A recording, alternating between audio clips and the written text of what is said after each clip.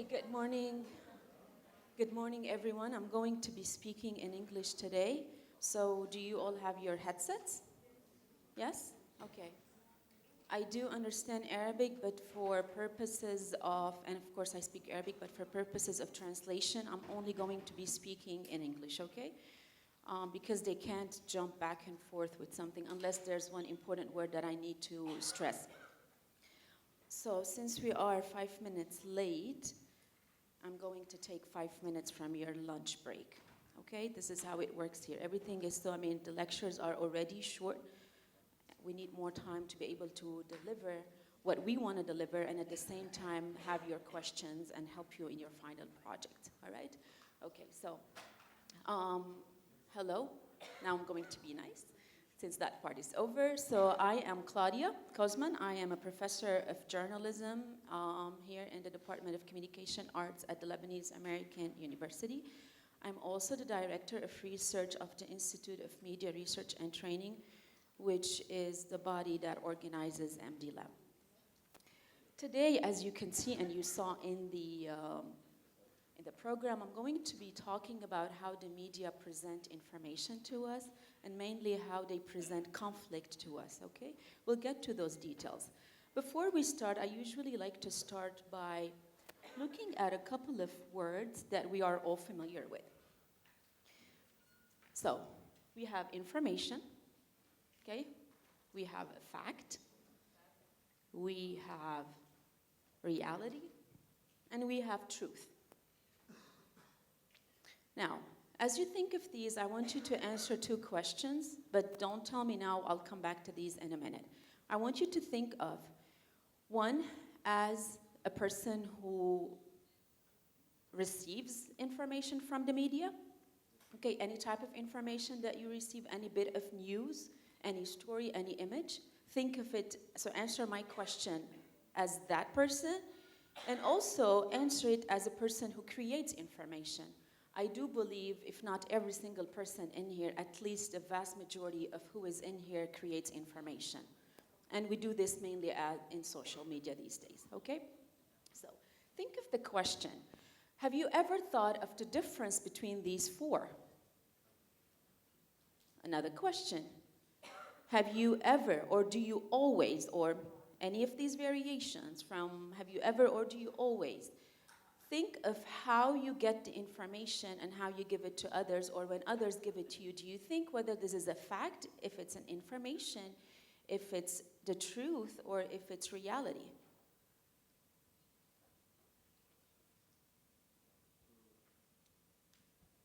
Okay, so do I repeat? So think of these two questions and apply it to what you receive as information from the media, and also when you produce your own media. Do you think I'm giving people reality, or do you think I am giving them a fact, or am I giving them information? Okay? Now, the other big question would be, which one do you prefer to receive? Okay?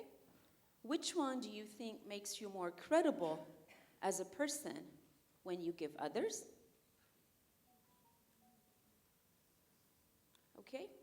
And which one when you prefer something, I'm assuming also that you also believe they are more credible in it. Do you believe someone is more credible if that person gives you information, gives you a fact, gives you a reality, or gives you the truth? All right? So think of these things as we go on to check out a couple of photos. So this is a Border Patrol vehicle in the United States, and it's a story from the New York Times. How many of you, just by looking at this photo, know what this is about? At least the story. Does the word Border Patrol mean anything to you, Border Patrol in the United States?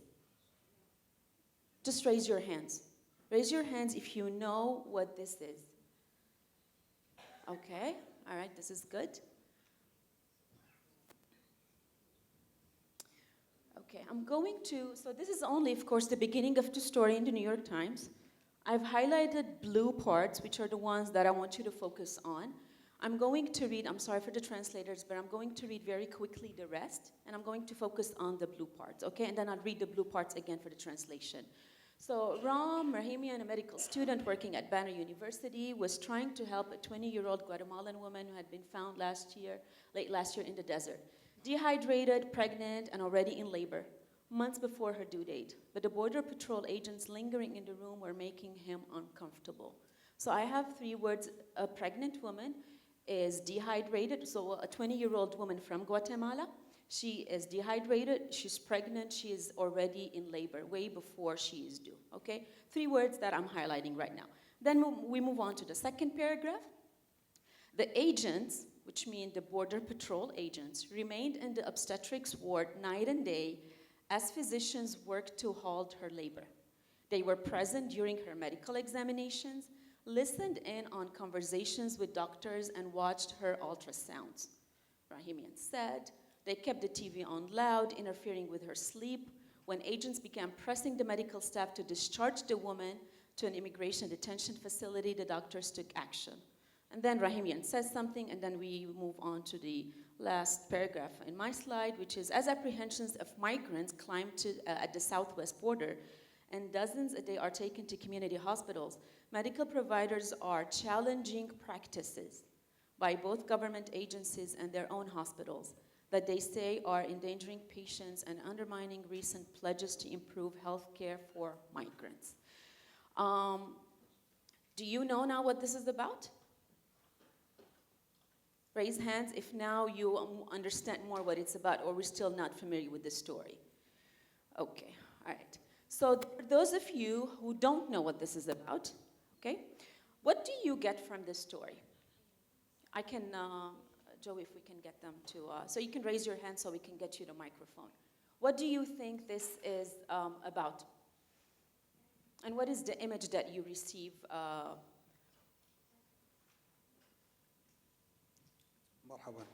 أنا سبق وأن اطلعت على هذه القصة أنه مهاجرة من المكسيك في الصحراء في طريقها إلى الولايات المتحدة، ويعني أضلت الطريق واستظلت في ظل يعني نبات صحراوي، وعندما مرت سيارة الأمن أو حرس الحدود قدم لها المساعدة. وأتصور هاي القصة نشرت على تويتر وأخذت حيز كبير من ردود الفعل والتواصل. Okay. So this story is about the, actually let me get someone else and then I'll get back to you. برجع لك, okay? Someone else. What information do you get? I'm assuming that if you didn't raise your hand, you have no idea what this story is about.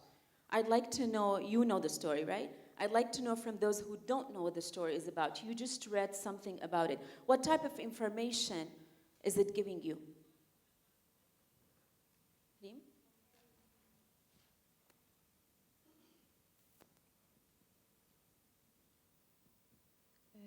Hello.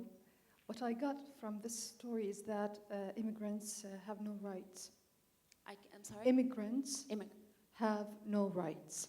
Immigrants have no rights. Did we see this anywhere? Immigrants have no rights. It's not written, correct? Now, but this is what one of us, right, Reem, just got from this after reading only this part. Of course, this is much longer, and it's not fair for me to only show this part, but definitely we don't have time to read an entire New York Times story. This is only, I took this from last week, okay? So, now I'll hear from someone at the end. You do know what the story is about, correct? You do know about the Border Patrol, what the issue is. Can you tell me what you received? You just read the story. What did you get from it?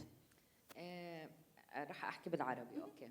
هلا من القصة هاي هي أول إشي إحنا مع الوضع العام اللي عم بيصير في اليو اس حالياً فيما يخص المهاجرين الغير شرعيين، وكثير من الأشخاص أو الجهات اللي عم تحاول تتحدى اليو اس government وإيجنسيز ببعض الممارسات اللا إنسانية تجاه الأشخاص المهاجرين. فهي قصة بتسلط الضوء على جهات معينة مثل الدكتورز الموجودين في هاي المستشفى اللي تحدوا الجفرمنت ايجنسيز ضد تهجير هاي الامرأة أو إرسالها لمراكز مش عارفة الاعتقال. So what you told me is also not written in here. Is it written in here what you told me? It's not, but this is what you received, correct? So you're kind of doing some translation because you know the background of the story, which makes, anytime we have information about any particular issue, makes the media information more challenging. Sometimes it pushes us to one side, sometimes to the other side, correct? So, but again, if you put all that information aside, now that some of you, well, most of you now know what this is about. It's about the border issues in the United States. If you remember, President Trump, the US president, wanted to build a wall, and this has been going on, I can't remember, at least 1 year, maybe 2 years, this whole issue with the immigrants, okay? So this is one story about an immigrant, a 20-year-old woman. Now, I'm highlighting some of these words so you can pay more attention to them, correct? If you pay more attention to these words, what are they telling us? Who is the good guy? Who is the bad guy here?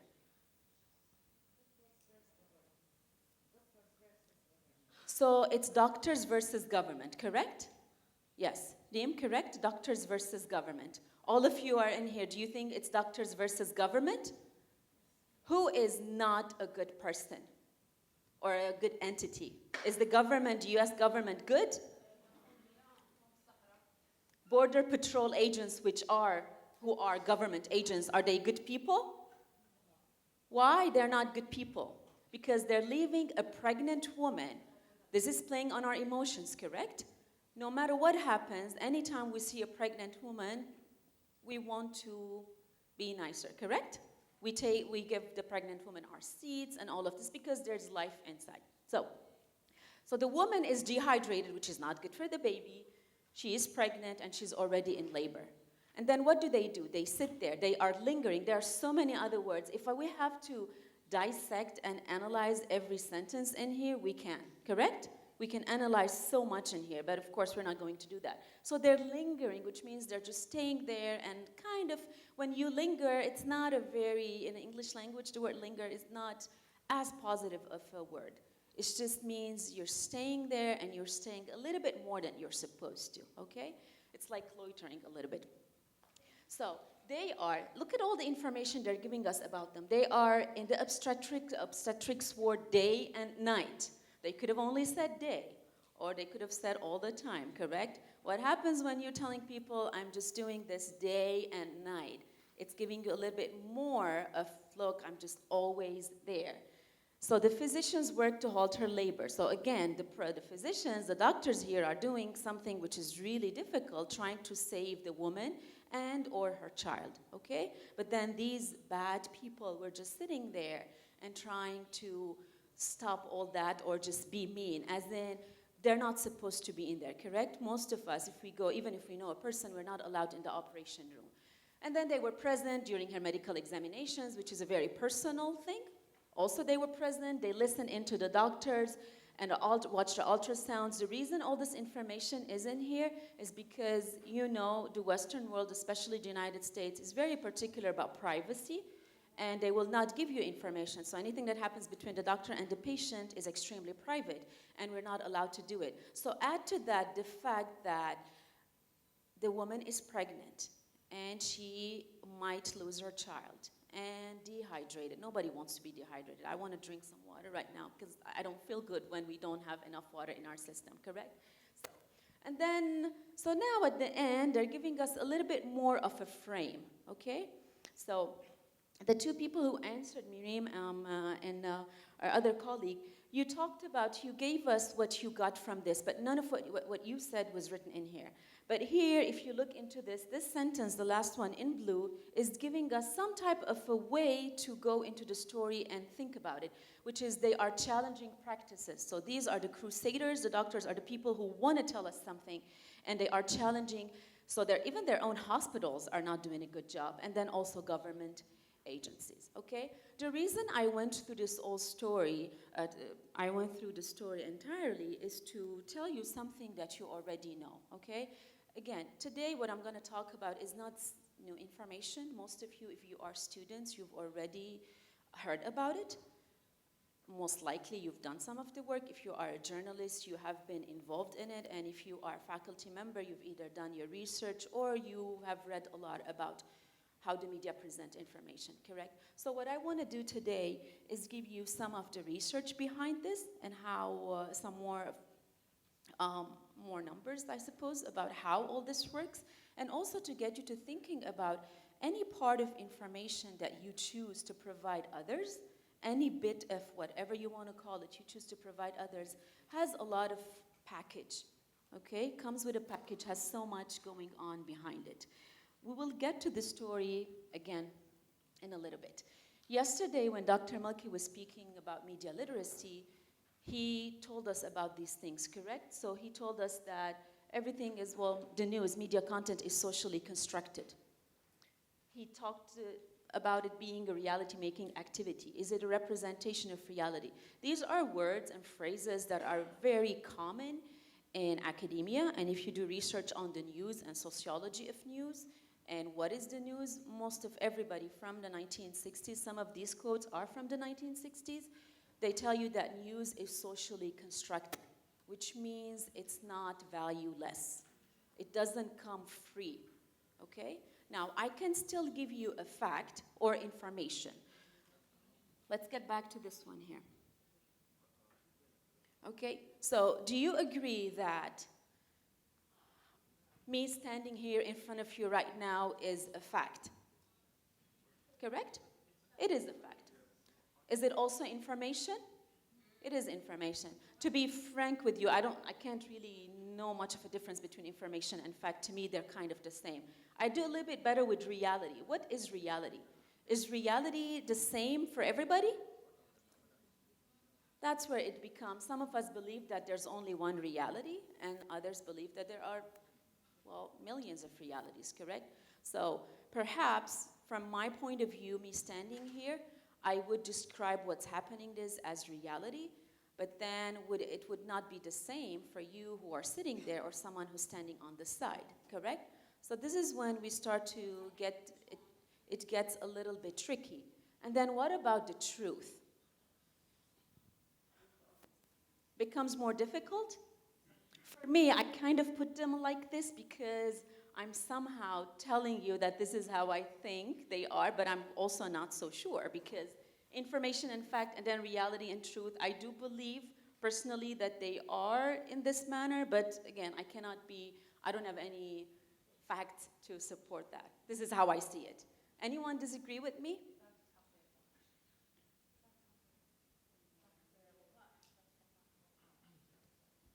Yes. Joey?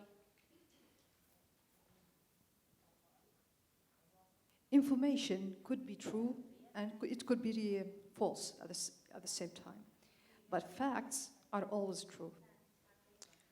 Facts are always true. They are. Yes. Yeah. Yes. Information could be yeah. wrong information, correct? Yeah. Yes. Information. Okay. This is good. What about reality and truth? Do the media give us realities? Do they give us facts? Do they give us information? Or do they give us truths?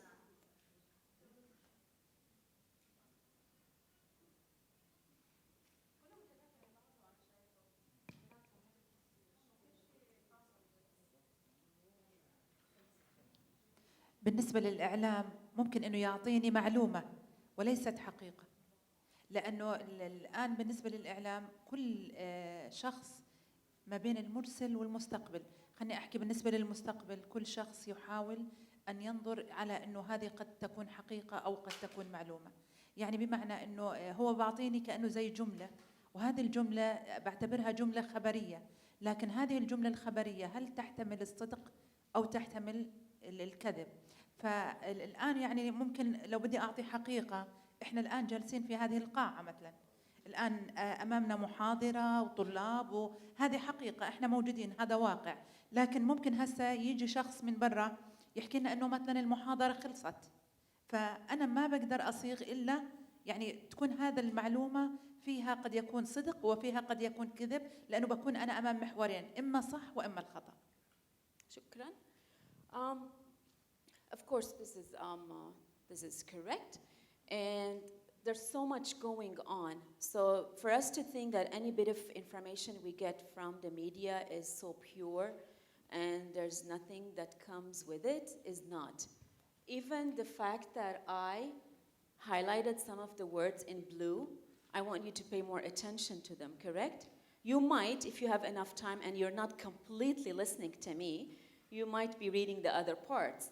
Now, maybe the other parts are more important, but the way I thought, what I thought was important are the ones that I wanted you to, I highlighted in blue so you could pay more attention to them, okay? So you can see even the visual components of what we get is, they are very important, yes.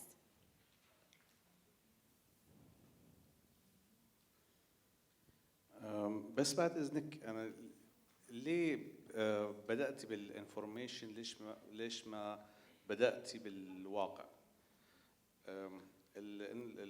المعلومات تأتي من الواقع وليس العكس. ليه ما بدأنا بالواقع معلومات بعديها التروث، هل فعلا في حقيقة أو لا شيء مختلف عليه، لكن بس واقع reality? واقع fact. No, واقع is reality. Yeah, okay. Yes? So you're asking me, ليه ما نبدأ فيها بعدين بالتسلسل؟ from reality, okay. Can you give me an example تعطيني مثل على شيء؟ هلا أي خبر ممكن إنه أعطيني مثل على المضبوط. تقدر جاوبك so I can explain to you why I did that. انفجار بمكان ما، لن يبدأ الخبر بالمعلومة، راح يبدأ بالرياليتي، راح يبدأ فيه بعديها من خلاله راح يطلع المعلومات اللي ممكن تودينا لبناء حقيقة أو لا. Can you explain to me in the example that you gave me which part is information or fact, which part is reality, which part is the truth? فيك تفسر لي بالشيء اللي عطيتني اياه اي قسم منه هو المعلومة وهو الواقع؟ لأن أنت عم بتقول إنه أنا ما لازم أعمل هيك، مزبوط؟ You're telling me that I'm supposed to start with reality, correct? So in the example that you gave me, the reality is what? شو هو الواقع؟ الواقع هو الانفجار. انا فهمان صح للمصطلح او لا ما بعرف. Okay. بس انا اعتقد انه مين بيبدا من الثاني او من يتولد من الاخر؟ هل يتولد المعلومه من الحدث ولا من الحدث من المعلومه؟ شو المعلومه؟ What is the fact in المعلومه اللي خرجت من الانفجار. الانفجار مين اللي What is it؟ اللي شو هي؟ شو المعلومه؟ عدد الضحايا، مين المنفذ، القصص هاي.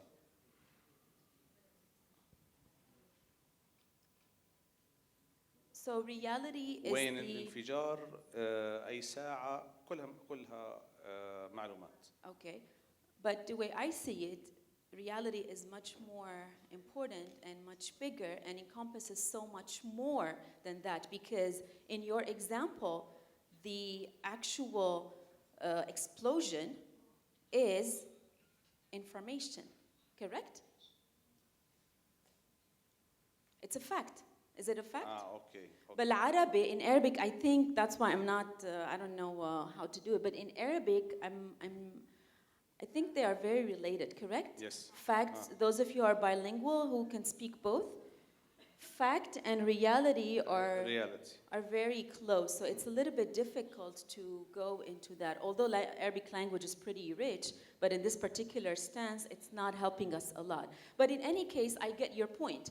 And it's important also for us to, to go on with what you said, is important for us to see what is what, okay? Because a lot of times, and the exact reason I gave this is so we can, if there something is going on that is something, okay, something happened. So would we see that as reality? Would we see that as the truth? Would we see that as just a fact, or is it a piece of information, okay? Now, of course, sometimes things are so simple that they could be all four at the same time, okay? But if we go to something that is a little bit more complicated than this story, do you think in this story, are they giving us facts, information, reality, or the truth?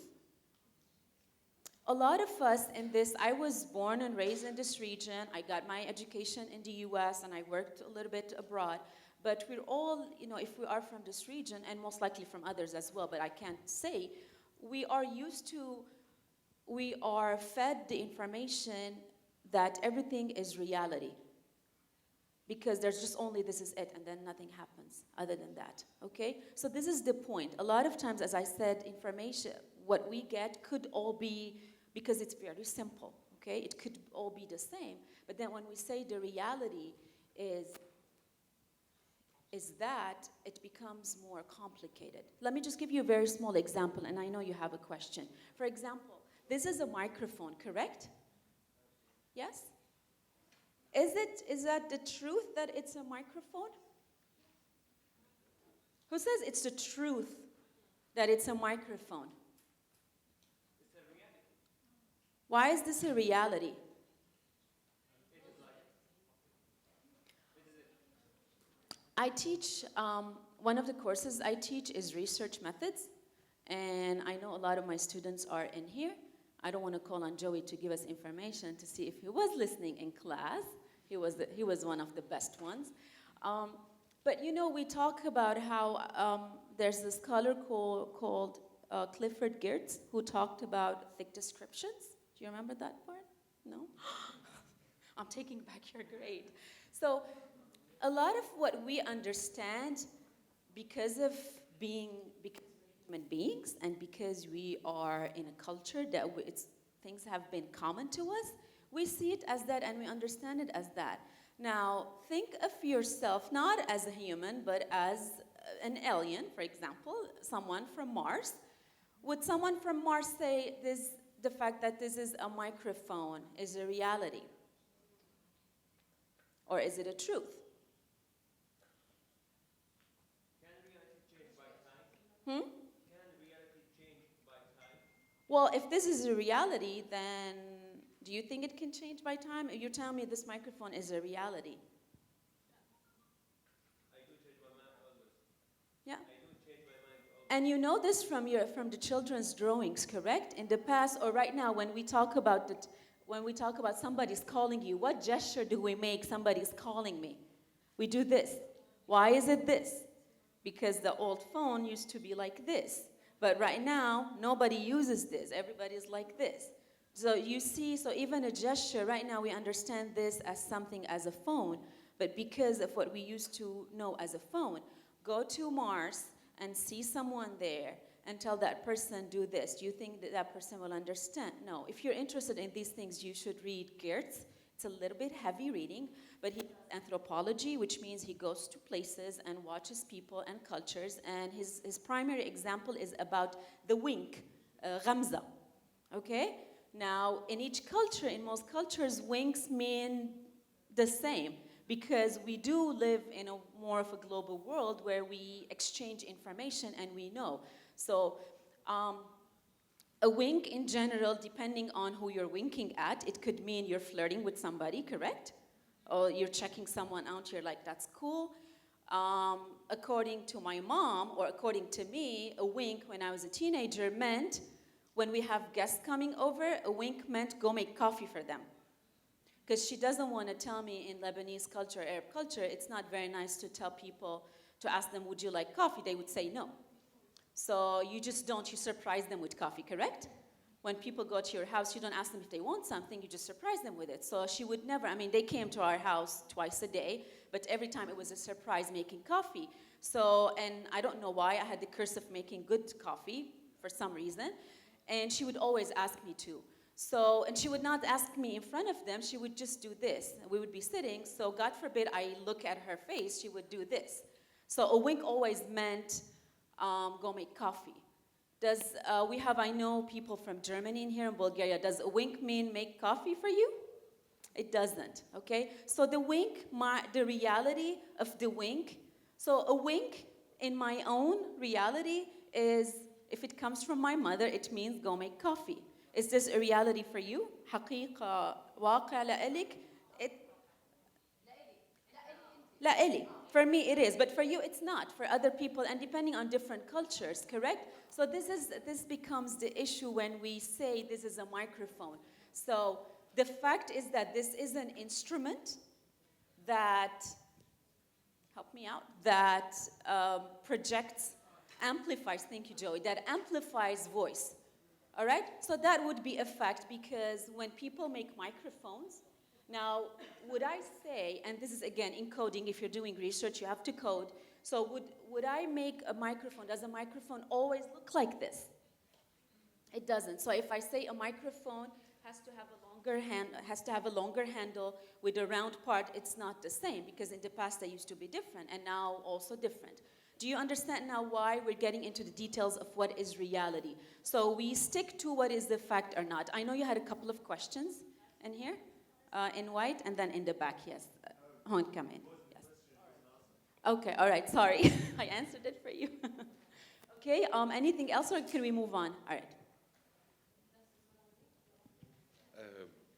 على فكرة هاي عندنا بالأردن مش مايكروفون، هاي عندنا بالأردن كوفي with sugar، يعني إذا شاب أو شو هيدي شو؟ قهوة مع سكر، يعني إذا كنت مارقة بالشارع بتقولي هيك قهوة مع سكر.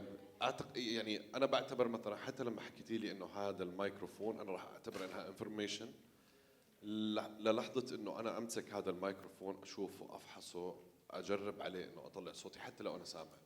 فهي حتى الميديا يعني أنا بشوف إنه حتضلها انفورميشن للحظة إنه هي صار فيها ريسورسز وصار فيها يعني بروسس طويلة عشان توصل لمرحلة فاكت ورياليتي واللي بعدها كمان حتى. فهي بتضلها انفورميشن لما تتنقح وتوصل للمراحل الثانية. Which is why again, this is according to me, information or maybe a fact. Again, fact and information are very related. So information could be wrong. If it's based on facts, then it's not. But a fact is a fact, okay? But I'm going to go into something else. عندك كان مرحبا. الآن أنا بس بدي الأربع مصطلحات اللي حاطيتهم لهم الانفورميشن والفاكت وإلى آخره. الآن الانفورميشن باعتقادي أنه هو المصطلح الأكبر الذي قد يضم المصطلحات الأخرى. وكمثال على ذلك الآن الخبر اللي أوردناه أمامنا الآن هو عبارة عن معلومات. هذه المعلومات تحتوي على أن هناك امرأة، هذه معلومة، عمرها 20 سنة مثلا، حامل، تعاني من الجفاف. هذه كلها معلومات. الآن مجرد ما أن نحصل على هذه المعلومات نقوم بتحليلها. التحليل الآن بيطلع معنا إما أن تكون فاكت أو أن تكون رياليتي أو أن تكون أي معلومة أخرى. الآن على سبيل المثال لو حطينا جملة أو حطينا معلومة معينة، قلت أنا الآن أتحدث بالميكروفون. الآن المعلومات اللي أي مستمع ممكن يستمع لها أو يشاهدها، المعلومة اللي هي أنا أتحدث، أقوم بفعل التحدث بجهاز يسمى الميكروفون. هذه المعلومات مجرد الحصول عليها نقوم بتحليلها ثم نصل إلى حقيقة إن أنا الآن أو الرياليتي إن الآن أقوم بفعل التحدث. الحقيقة أن الميكروفون يقوم بنقل صوتي من مكان إلى آخر أو يقوم بتكبير صوتي. هذه حقيقة. فالآن الترتيب للأربع مصطلحات اللي شفناهم أمامنا يجب أن يكون المعلومات هي المصطلح الرئيسي ثم يتفرع أو يحتوي هذا المصطلح على أو قد يحتوي هذا المصطلح على الثلاث مصطلحات الأخرى اللي هي الفاكت والرياليتي. لا يمكن أن تكون هناك فاكت دون أن تكون هناك معلومة. فالمعلومات هي المصطلح الأكبر أو هي المصطلح الذي يضم جميع المصطلحات الأخرى. وشكرا. مظبوط.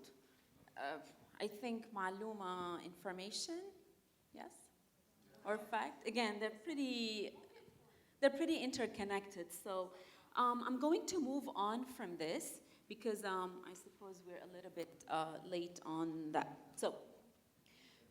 So can we agree on when I present a fact?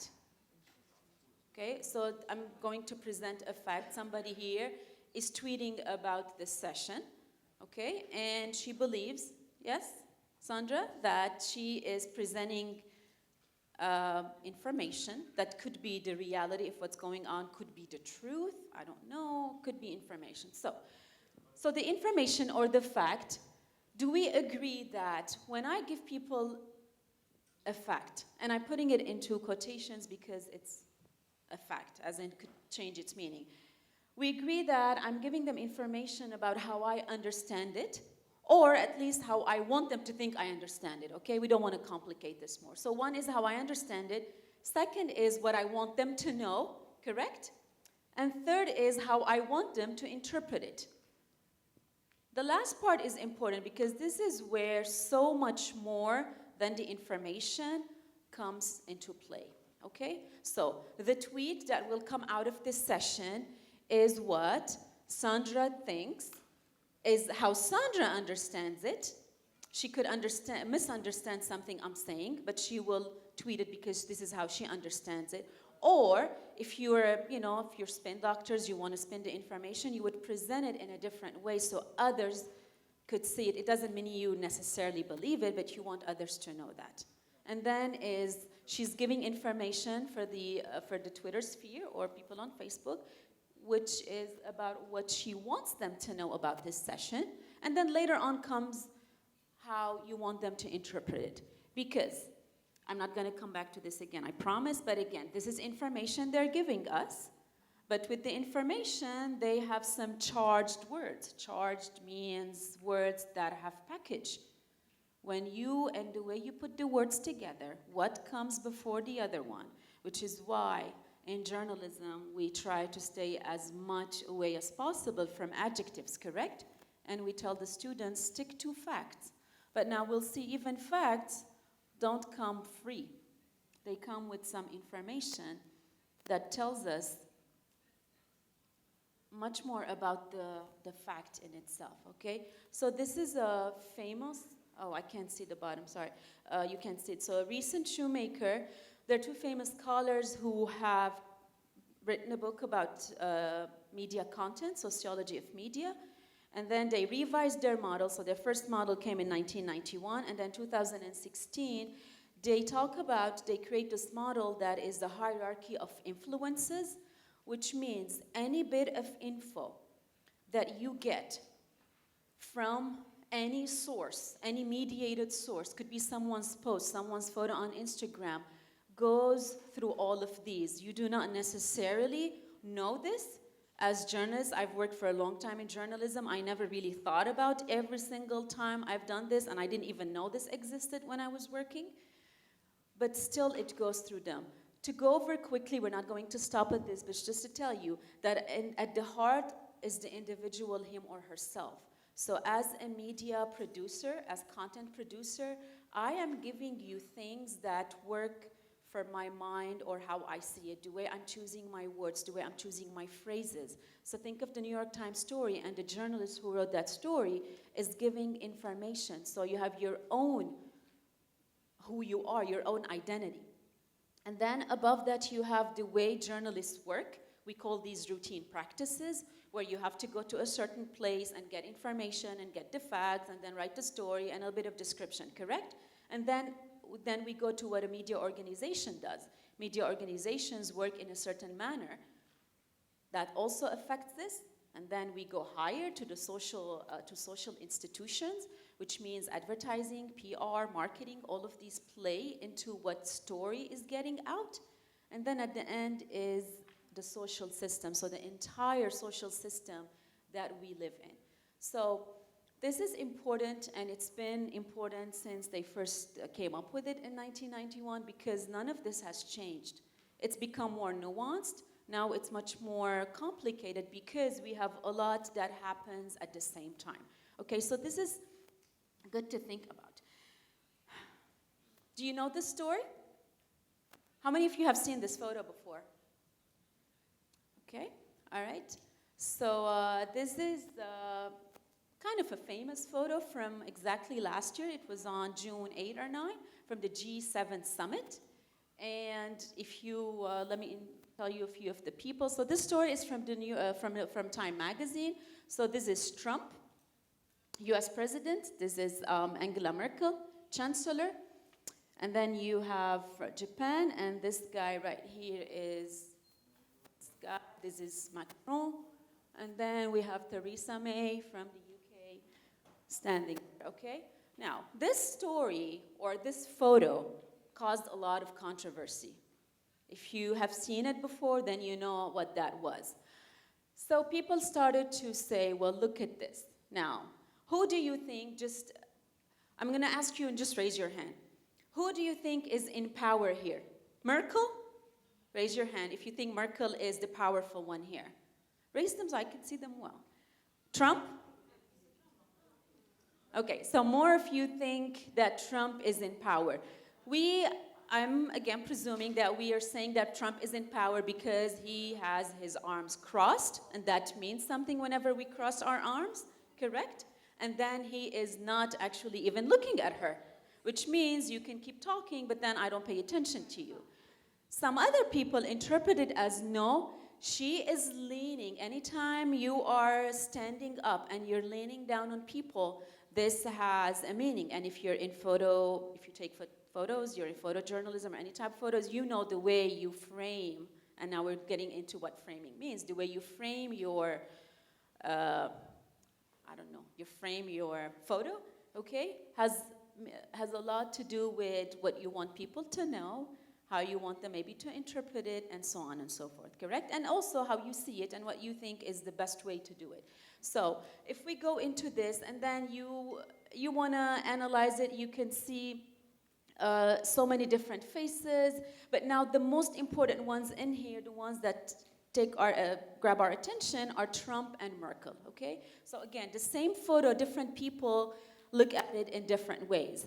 Now, if you love Trump, you see this as Trump is winning, because look at him, he's defiant. That's the English word that they use to describe this photo, that he is defiant the way he's standing. If you don't like him, you would look at it and say, he's acting like a spoiled child, which is also an adjective that's been given to him, and then the media who are in the US are most of the liberal media are anti-Trump. They also talked to psychologists, and they did some tests, and they said, he acts like a spoiled kid. So this is what you would see. If you like Merkel, you would see her in a position of power. If you don't like Merkel, you're going to see her as a bully, yes? And then go back, you could also see Trump as a bully. So it really depends on what you're doing. You could be the same person, liking or disliking one. Depending on how you look at it, you see different things. That's me. I keep looking at it, and every time I look at it, I see different things. Let's move on.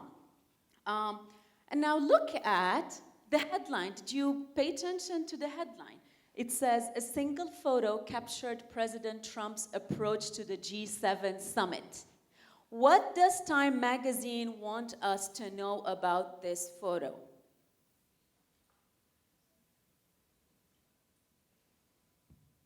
Answers. What does Time magazine want us to know about this photo? برضه بدنا نرجع للسياق التاريخي تبع القمة السابعة اللي صارت ناسب أي دولة أوروبية مع الاتحاد الأوروبي يمكن.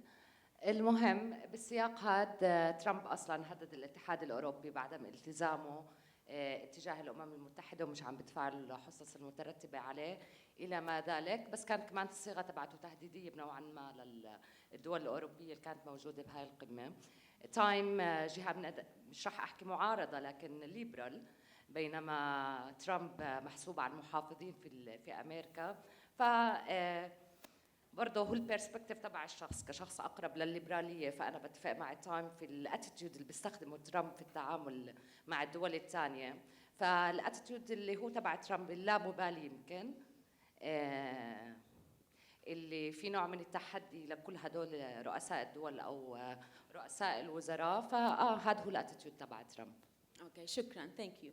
So, Time is highlighting Trump, correct? And they're telling us, forget about everything that you read about the G7 summit, only look at this photo and you would know what Trump is doing, correct? That's a pretty important thing to do.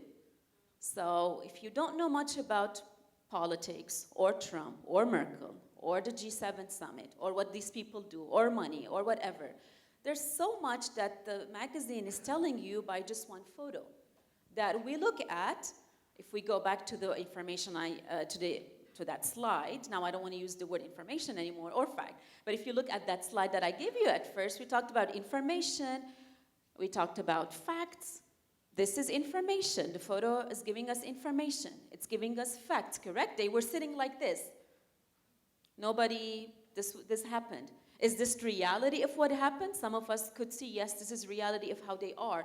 Is it the truth? Some people could see it that way. But again, do you see how the truth or reality, they become relevant to who we are, and they depend on how we see things, even as individuals? Yes.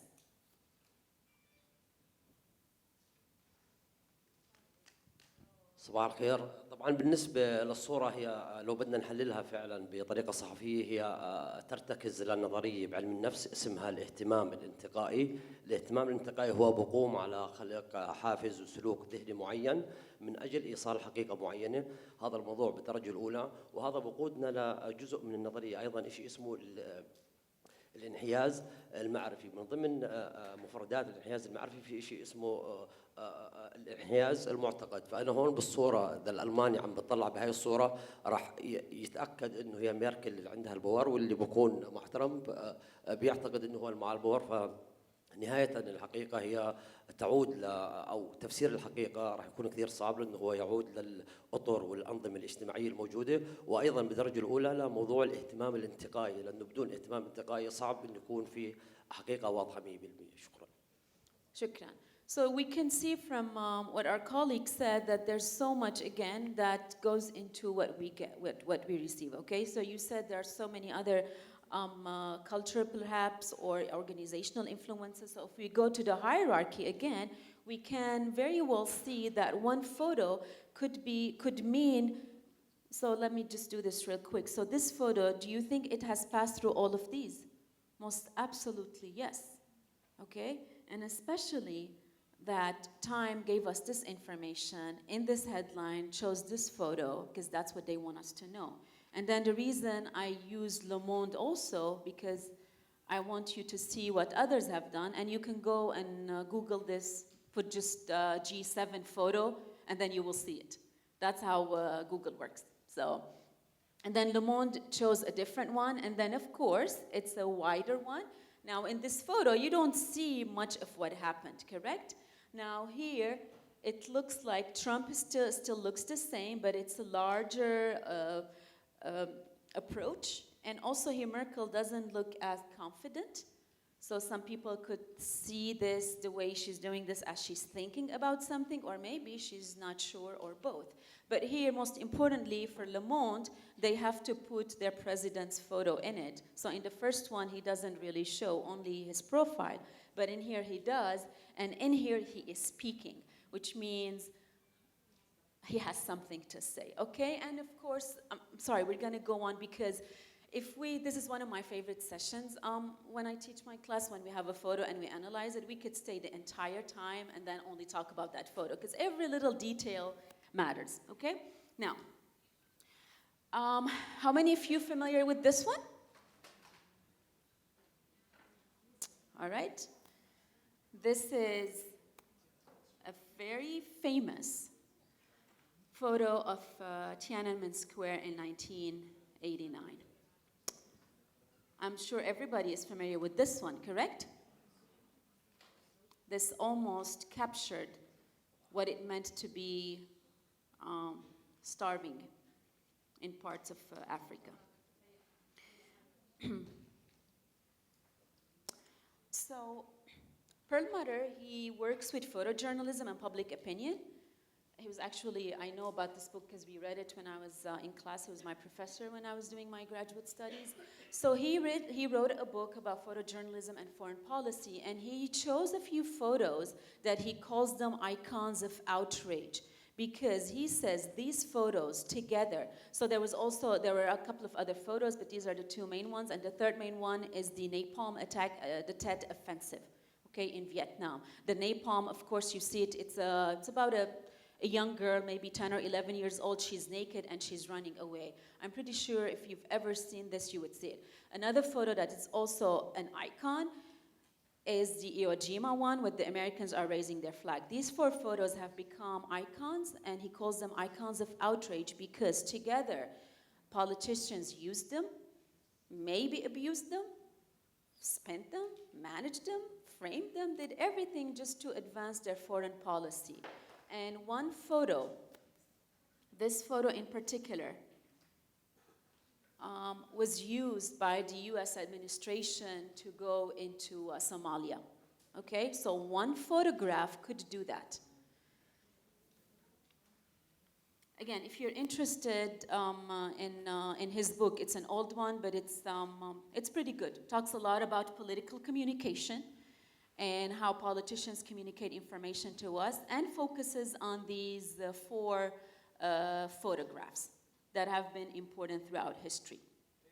So he talks about, of course, he talks about these photographs, and he said, instead of worrying about how pictures affect policy, more attention should be paid to how politicians manage, frame, and spin images to win support for policies. So they can use a photograph. There's also something important that when I first heard of it when I was a student, I didn't know, that, you know, politicians, we think they are also powerful, they have people everywhere. They don't. They rely on the media for foreign policy, especially in countries and areas that they don't have that many people in. So politicians, big, I know Bill Clinton did it, Bush has done it, they rely on the media for information. So depending on how the journalists create information or relay information, do they relay only the information, or do they spin it, do they change it, whether they like it or not? Sometimes it's inherently in our own social identity, who we see ourselves as and how we cover information, that we want to do this. So the reason, again, I'm putting these images is to show you that when we talk about facts, and a lot of us see images as, look, it's just there, correct? I didn't create it, and we, you know, in the world of Photoshop, we always think of information, if it's changed, it means somebody has added something to it or has photoshopped it. You don't have to Photoshop an image for it to be so meaningful to you, okay? The word frame has come from the camera frame, and so many people, so many scholars from the 1960s have talked about framing and framing analysis. Some people say it's a theory, some people don't, but that doesn't matter. What matters is how the frames, the way we present information, says a lot about what we want people to know, okay? So that's when a fact is not a fact just by itself. Where we put it, where we put the photo, how we take the photo. I used to, when I talk about framing, I used to go outside and take, before the session, I would take pictures of the same place and I would show it to them. Depending on what you highlight, somebody here could take, the photographs are being taken, they could show interested faces, correct? Or they could show people who are not paying attention. So just like yesterday with the example of the cell phone. So depending on what we want, we could show information, that is information, it is a fact, it could be the reality of what's happening here, but is it the truth, is it really reality, depending on who you ask. Some people could say, no, I could take a photo of these empty chairs and tell the media that there was nobody in the session, or I could go into a photo of concentrated people right in here and here to show that there are so many people. Or I could go, I mean, you could think of dozens and thousands, hundreds of ways that you can present what's happening in here. So we can see it's not so innocent when we say, oh, it's just an image, it's just information, it's a fact, why are we thinking so much of it? That's not how it works. So frames, and now why is this all important? Because as consumers and also as producers, it's important to know that frames affect how we interpret, how we learn about something, how we interpret it, and how we evaluate information, okay? I'm gonna make this a little bit complicated, just to let you know that Robert Entman is one of the most cited scholars in framing research. He has come up with this very complicated paragraph that tells us what framing is. And a lot of researchers use his, I'm one of them, and we dissect it and we measure media content based on this. So what he tells us, what is a frame? Frame is to select some aspects of a perceived reality. Do you see how we're getting into details? So there's no reality. It's perceived because it means it's how I see it as someone who's selecting it. So I'm selecting, which means I'm not taking everything. I'm only choosing some aspects of a perceived reality and make these aspects more salient, so highlight them more in a communication text in such a way as to, and here's the important part. We promote a problem definition, a particular problem definition. And we're saying that when we do this, we are promoting only one part. And then we're also adding some interpretation. And here the word more important than interpretation is causal. Okay? Causal, it means you're saying who is doing what. And I will show you in my own research what that means. And then moral evaluation.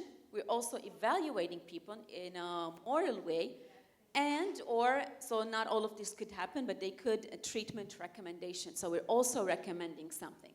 So imagine this little innocent phrase, the sentence that we think is a reality or is information or a fact or a truth, has all of these in it. And for us to know what it's trying to give us, we do all of this. So I'm not going to go into the details of how we do framing research because pretty complicated, but just to give you some more information about how you can do it if you would like to. You can do it in an informal manner, and you could use this perhaps in your final project. Yes?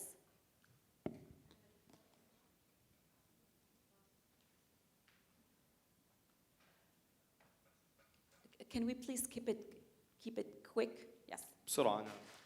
هل ممكن تكرار طريقة عرض الواقع أن يتحول إلى حقيقة؟ طريقة عرض الواقع تكراره هل ممكن أن يتحول إلى حقيقة وترسخ في النفوس أو في مخيلة الجماهير؟ Okay, so you're asking if we keep repeating something, then it becomes, yes, of course. في مثال عندك بشكل حديث على هذا الإشي؟ يعني مخيلة الجماهير هل ممكن أن تتغير بتكرار طريقة عرض الواقع؟ يعني الصورة تبعت ترامب لو تكررت بكل صحف العالم هل ممكن هذا التكرار يرسخ بمخيلة الجماهير أنه هذا الواقع؟ How do we learn? How do we learn? By repetition. That's what we learn, correct? Now, as we get more educated, as we grow older, as we grow hopefully wiser, correct? We are able to select. So people who are in here, you do agree that you have more information and you are more skilled and have better tools to deal with the media, correct? Again, either as producers and as consumers, which is why we do media literacy, and which is why we want media literacy to be important for everyone, so anybody getting information, because what happens is the majority of the people in the world are not adept, are not good at understanding all of these things, so they see a photo and then immediately this is it. Which is why I asked you who is familiar with the Border Patrol, in the US or the immigration issue, to see if you don't know what the story is about and you read it, you're going to sympathize with the human side of it, correct? And I will show you that doesn't happen as much because the media don't give us this part only when they want to. They usually present information as, it's not a secret, they present it as conflict, okay? Not a lot of that. So I would say yes, because it's just it's being repeated. And what you said is important because there's research in framing that talks about counter-framing. So what they've done is they've brought a group of people in an experiment, in a scientific experiment. They put them in different groups, and they exposed to people, one of the groups, they exposed them to an article that has only one frame. And then the other people, they exposed them to an article that has a counter frame. So in the same part, in the same story, they put one frame that is pro and one that is anti. And that showed that people do get a little bit like what's going on. But the media, in general, don't do that. Media usually stick to one, okay? But even if they do it, so anytime you give different sides of kind of a coin, And in media, there are no two sides only. We tell people two sides of a story. There's a billion different sides of a story. So the more you give them, the more you're equipping them with information so they could make their own choices. So this is what we could, as much as possible, do as media producers, which is present different information, okay? So let me go quickly over this. When you do framing research, or you think of a frame, what it means, you could look at the grammar, okay? This is a very famous example about how grammar, active voice or passive voice, I don't know in Arabic if it exists or not. It does? مجهول? معلوم? Okay, so good. So here the first sentence, so even the grammar, that we never ever think that it could mean something. We think it's just knowing how to write English or Arabic, but it's much more than that. So here the police attacked the crowd. It's telling us some people did something, and then in the other one, the crowd was attacked, so we don't know who did it. So we agree that there's some blame, correct? So this is the causal interpretation that Entman was talking about. So here we know who caused what. Images, we talked about images. We'll talk a little bit more. Concepts, there are words that we repeat without knowing where they are from and what they mean. For example, global warming and climate change. And these are words that people, they have different meanings. Global warming is not climate change. And different politicians use them according to what they want because they're packaged, okay? So anytime you write a story, you're using a term that you think is innocent, nothing is innocent. And then again, if you're pro-abortion or anti-abortion, you have a pro-life or pro-choice. They are the same thing depending on what you choose. So even one word could mean something, and I will show you research about that. And then the structure, when I talk about where you put the word, how you put it, where you put the story. So these are some of the examples, but the byline, who wrote it? Some people do their research on whether the writer is a female or a male, to see if the way you write your story changes. And then the layout, where you put the photo, a lot of times the layout is what the design guy or girl does, correct? But maybe they just put it there because it looks better for them without knowing that they're highlighting some important parts that should not be highlighted. Reporter wrap-up is when at the end the reporter talks, so wraps up. Again, giving you information that this is what I want to do, what I want you to know. And then the sequence of events, the components of a story, you can add so much more. And then my favorite part are the sources. Yesterday, the ambassador, the Canadian ambassador to Lebanon, talked about sources, and they are hugely important. What I've done is I do research on framing and also sourcing, and who are the people that we use. For the most part, in the media, this is Theresa May, okay? The people who get their voices heard are the politicians, correct? And the important politicians also.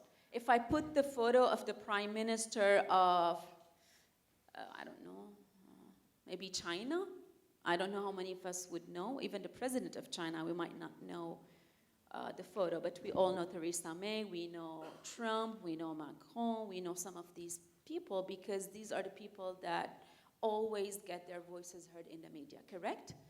Now, the example is, the other one is of someone who is cleaning, working. Do we get to hear about these people? Lay people? People who are just nobody, kind of? Nobody as in they don't have a position. But we write stories about them, yes? A lot of my students write stories about students and students. Do you know who they interview? Sorry, Jad? But they also interview Dr. Milky. I put a note in my class. You are not allowed to interview him anymore. So we're teaching you, go down to the people, ask the people. You're talking about students, what matters to the students? Why would you go to the top person who is in charge of the department? Yes, his input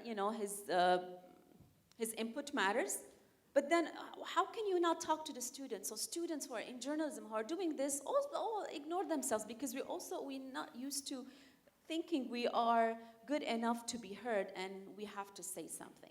And then we have these photos. Do you know what this one is?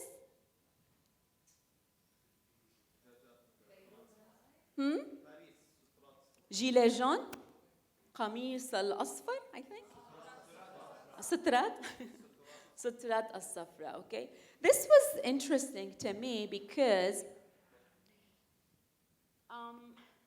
anytime, now I want you to think of protests around the world. If you think of protests around the world, what type of image do we always get about protests? Violence, yes. Now, you know, when it comes to the Gilets jaunes, now we know this, although there's really not much in here that tells us what it is. Maybe the name of the photographer, maybe a little bit of the yellow part in here. But this is in the Champs-Élysées, and then the destruction. If you know that the destruction was only probably about 5% of the entire movement and what the movement is, and a lot of them, and they still go every Saturday, I know my friends who do, they go every Saturday, they do nothing but wear the gilet jaune, the sutra safra, and then go and protest and do nothing. But the majority, we don't have time, but I would have loved to go into a web browser, go into a search engine, Google, and then put gilet jaune and go do it back at home. And you will see most of the photos are protests. Most of these are violent photos. And this is only one example. There's so many examples in the world from Gitlin is one of the people, and Gans, who have talked about this from at least the 1980s. The way the media present and frame information, the way they do that, and they frame protest is always as violent, okay? So, but now, this is from the, I took this yesterday, and it's CNN, it's from CNN, and this is in Hong Kong. This is also about the protest. Does it look violent? It doesn't. These are first 8 people. Now, CNN chose to present this photo of the protest. Why? Of course, there are others as well, but why this photo? Samir? Because they're against China. So CNN wants you to see the very nice people who are so good, and look, they're trying to help, and maybe there were some over here, I don't know, and maybe there's some protests, but we don't focus on those. But we focus on, look how nice they are, and they're trying to help people. All right. So this is where, I guess at the end only of the lecture, I'm going to go over this quickly because they're only numbers, to give you some information from research on how the media present war. Okay? When we think of the word war or conflict, we think of what? What is war and conflict for us? Qatl, killings, yes? Damar, so destruction. Weapons, yes? Okay, good ones. This photo is from, I forgot now, this is one of the times when the US went to one of the countries and to try to help them. What happened is, the reason this is a very important photo, and it's the only one from the AP left, if you go and look for it, I will get you the name, I'm just completely blanking out right now. So the media knew about this, so they waited, and then the moment that the US military came, and they started, it was like a Hollywood movie, and the US military went nuts over it, and they said, you're not allowed to do this. So for the media, war is infotainment. Infotainment means information presented in an entertaining manner. So info and entertainment, that's what it is. So the research on war and the way the media present war tell you that it is sensationalized. So a lot of sensationalism going on. It's trivialized. They make it much more trivial than it's supposed to be. So they lessen its importance, and most importantly, it's all about conflict. Okay? The words, and I would have said the same thing. Somebody says war, I would say bombings, destruction, weapons, killings. Okay? Wars are more than that. So what happens with the destruction, with the killings, with the bombings after that? Citizens die? Yes? People die? How many times do you hear about the people who are dying? about the lives of the people? Not much.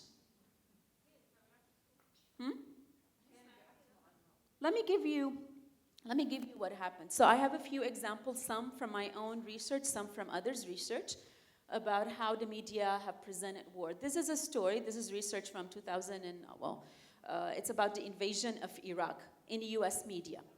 Okay, US media presented, so US and coalition troops are blue. The purple are US troops with Iraqi civilians. Red are Iraqi civilians, and yellow are Iraqi troops. So I'm assuming if people matter in a war, they are ones who are dying, that we need to talk more about them, correct? Do we? Yes. Well, research tells you, no, we don't. I don't know who said yes, but no, we don't. The media don't talk about the civilians.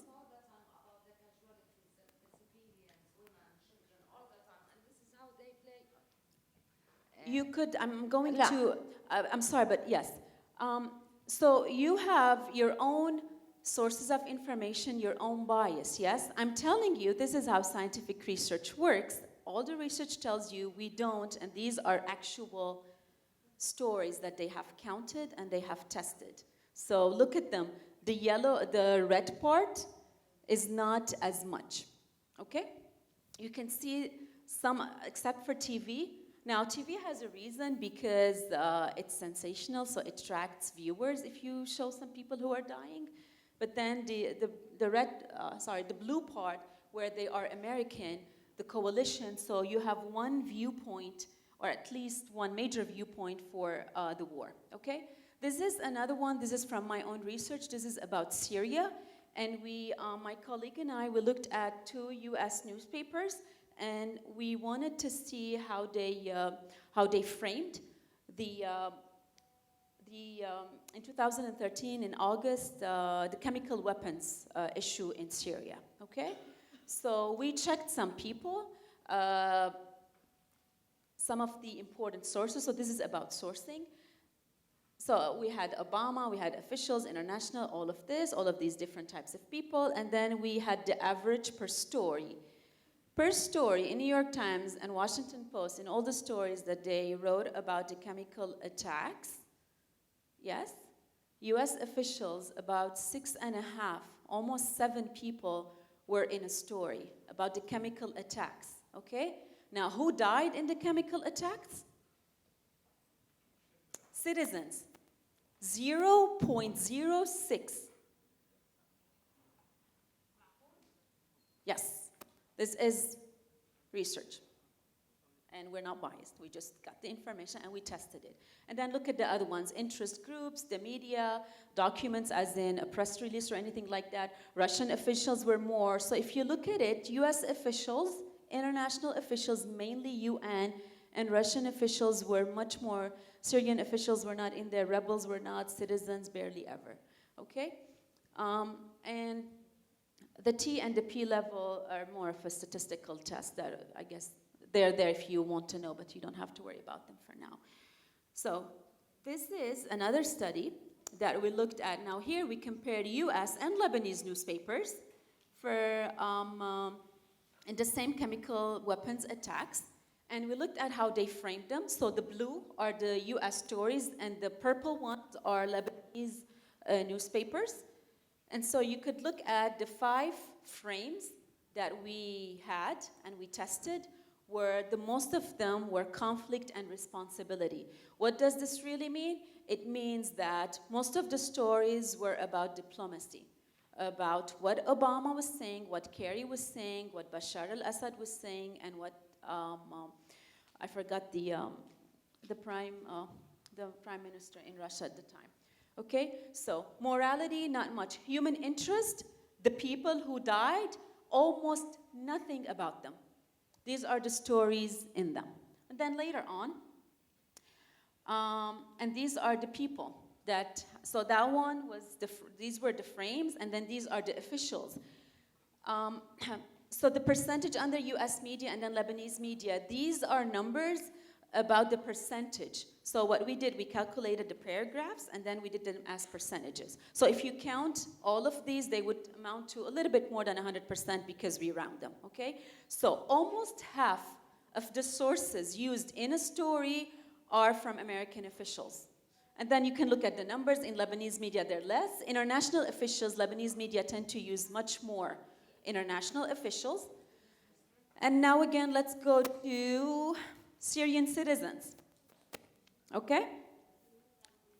The people who died in the, or who, people who had something to say about the chemical attacks. So citizens, 0.4 in US media, okay? 0.4% in US media, and in Lebanese media, 0.1%. This is another study. We looked at two prominent newspapers, New York Times and An-Nahar in Lebanon, and we looked at 5 years of coverage of the Syrian war, and we looked at where the information started. So I have to finish. The blue are New York Times, the purple is An-Nahar, and here you can see how the stories were created. Institutionally managed stories are stories that some official creates in an institution, so a press release or any of that, okay? Event-driven ones are the ones that happen as an accident, for example, and you can see this is interesting because generally all of research on any type of story tells you that institutionally managed stories are the ones that get in the news, which means the sources that get to frame are politicians and people in high institutional positions that work for some company, okay? Event-driven ones don't matter much. Unfortunately, in this case, this is not as good because it means they're also working on events as in on an accident that just happened, so bombing. So again, we're going into the idea that conflict matters much more. And reporter-driven stories are what we call long features, feature stories that you go to the background of the issue and talk more about it. And then one or two last studies. This is about Egypt. Two scholars have looked at Egyptian media. So the blue are the semi-official newspapers, purple are independent newspapers, and red are social media. And then for the most part, conflict is it's a big deal. Media like to use conflict when talking about anything, especially war. Human interest, look who out of the three different types, who are those who talked more about the people? Social media, so a lot of people themselves, okay? I would say this is good news. But again, unfortunately, we don't see it in the other ones. Economic consequences, something that has to do with the economy, not so much responsibility. Again, when you go to the official newspapers, they don't blame, they don't say who's responsible for what. So, but it's happening more in social media, which is the importance of, I know a lot of people talked about this already yesterday and today, looking at alternative sources for information. So the more we go into mainstream media, the more we see there's a very clear bias into what is conflict, what is biased towards sources in high places. These are just some quotes from what the governmental newspapers did and what the social media did. And again, and my last slide would be one of I think the simplest ever studies and also the most powerful. It's from Jones and Sheets when they looked at a very large number of US and international media and how they talked about the Abu Ghraib prison scandal, and they only measured one word, which is what? Torture. They only looked at, this is one of the simplest you could do, but it's so powerful because they did some tests and all of that.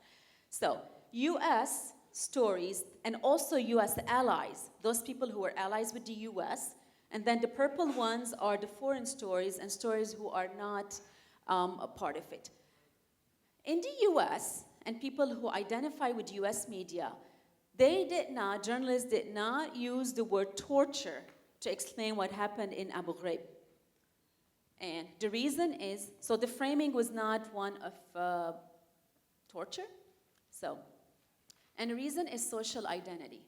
Because, so the way Jones and Sheet explain it is that as human beings, we identify with, well, people who are like us, okay? So if you somehow agree, you could be an American citizen, or you like America, or you identify with their policy, or whatever it is, there's some type of identification with them.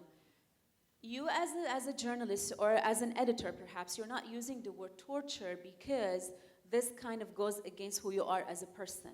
And these have been done for over hundreds of stories. It's a pretty good number of stories that they looked at, about 7 countries, the media in 7 countries in Europe who are with or anti the US. And this is what they found, okay? So American and people who identify with the US did not want to use the word torture.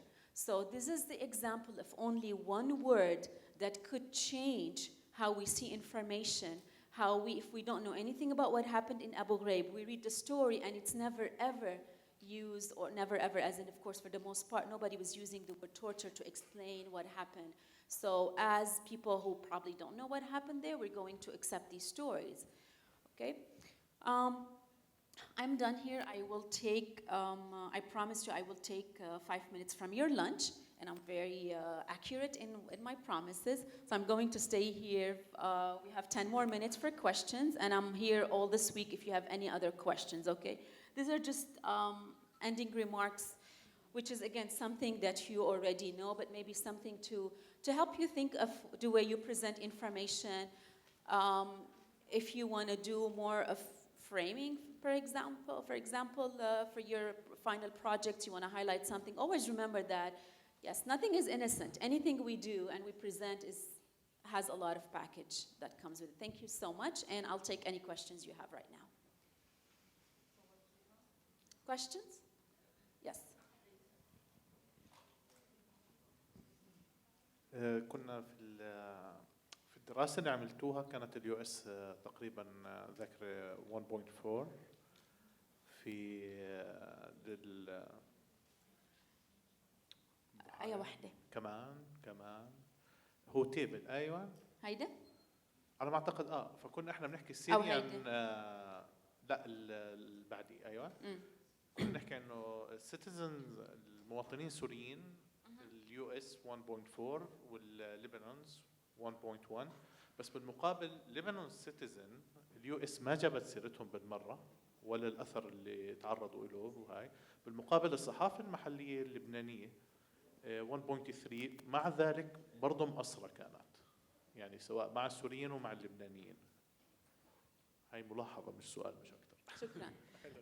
I just want to highlight that what we did with the Lebanese newspapers, we took 2 pro and anti-Syria or Assad, just to see the differences. And if you are into statistics, you can see that a lot of times it did not matter if you are pro or against, which means the frames that the media use and a lot of these numbers. So basically, if you see 2 stars, it means the differences between the 2 groups are statistically significant, as in the US used statistically more US officials than the Lebanese media. But if you go down to Lebanese citizens, there's no difference between them. So US did not use any, Lebanese media used 0.3, or with Syrian citizens, it doesn't matter. So 2 different countries with completely different cultural backgrounds.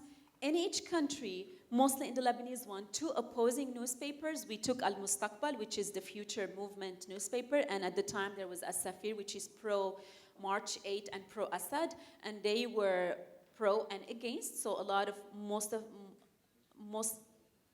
what they used were pro-Iran, for example. They would use a lot of officials from Iran, and other ones, a lot of officials from the Future Movement.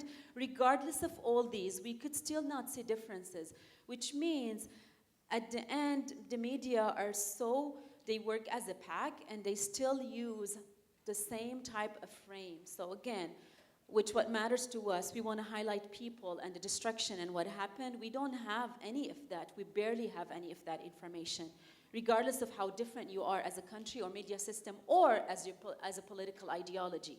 So this is also something to think about beyond information or what the source is or who owns what media. Sometimes media just behave in a similar manner. Any other question?